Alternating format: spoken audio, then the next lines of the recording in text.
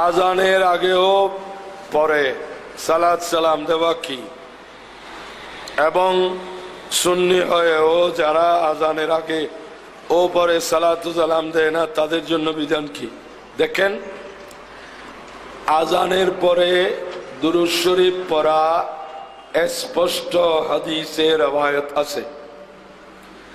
আমার প্যারা রাসূল সাল্লাল্লাহু আলাইহি ওয়াসাল্লাম বলেছেন, ইজা সামিতুমুল মুয়াজ্জিনা ফাকুলু মিসলা মা ইয়াকুলুল মুয়াজ্জিন।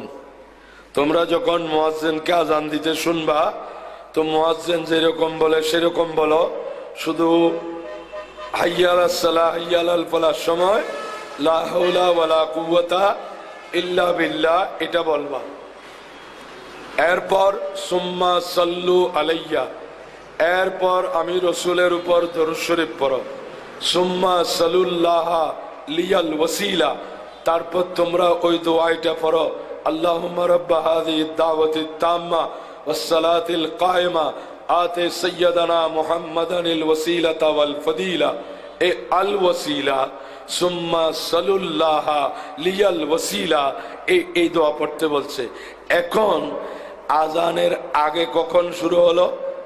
ইজরি 7ম শতাব্দীর পর এক সময় মিশরের মধ্যে রাফেজি শিয়াদের একটা অংশ হুকুমতে প্রতিষ্ঠিত ছিল। এরা ওই সময় মিশরের মধ্যে আজানের আগে তৎকালীন রানীকে সালাম দিত। কাকে? রানীকে। তো সুলতান সালাউদ্দিন আইয়ুবী উনি যখন হুকুমতে আসলেন, উনি বললেন কোন ব্যক্তির সালাত সালাম হবে না, সালাত সালাম হবে নবী পাক সাল্লাল্লাহু আলাইহি ওয়াসাল্লামের উপর। সেখান থেকে আজানের আগে সালাম দেওয়ার এই প্রথা চালু হলো। ওই ইজরি 7ম শতাব্দীর পরপরই বিশ্ব বরেণ্য যত আলেম ওলামা ছিলেন ওনারা এটাকে জায়েজ বলে সমর্থন করেছেন।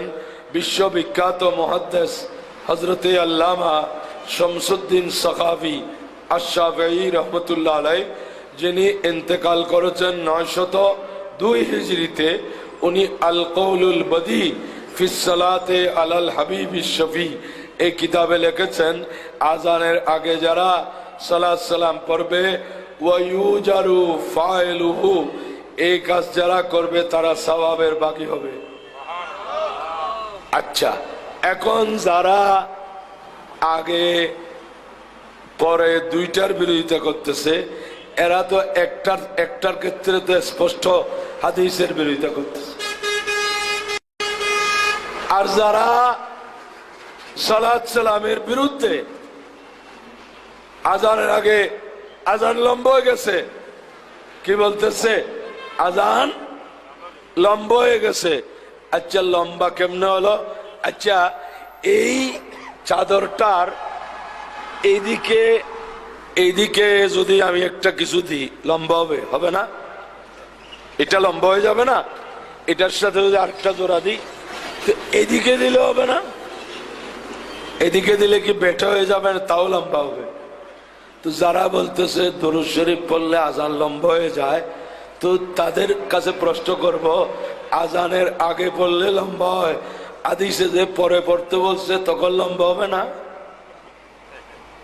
বেয়াক্কল কত প্রকার ও কি কি, এদেরকে দেখলে বোঝা যায়। আজানের আগে পড়লেও লম্বা হবে, শেষে পড়লেও। তো রসুল কি বুঝেন নাই আজান লম্বা হয়ে যাবে? তো উনি কেন বললেন সুম্মা সাল্লু আলাইয়া? যারা আজানের আগে পরে দুরূদ সালামের বিরোধিতা করে, এরা তো কই হাদিস শরীফে যে দলিল আছে আজানের পরে দুরূদ শরীফ পড়ার, এটা তো তারা আমল করে না। তাহলে বোঝা যাচ্ছে আসলে এরা দলিল খুঁজতেছে না, দুরূদ শরীফের বিরোধিতা করতেছে। কিসের বিরোধিতা?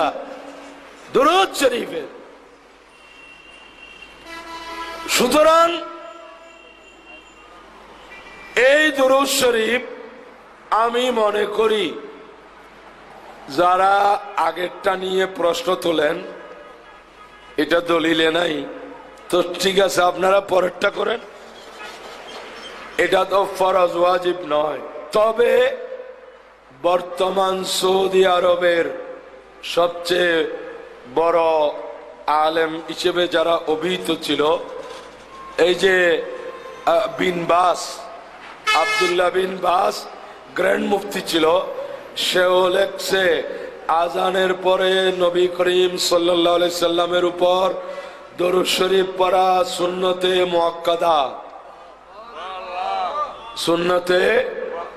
সুন্নতে মুআক্কাদা তরক করলে কিন্তু গুনাহ আছে। আমি ওদের ফতোয়ার কথা বলতেছি, তবে সুন্নত তো অবশ্যই, মুআক্কাদা হোক বা জায়েদা হোক, এটা তো আমি রেফারেন্স দিলাম, কিন্তু সুন্নত অবশ্যই। এটা করলে নিঃসন্দেহে সওয়াব হাদিস মোতাবেক।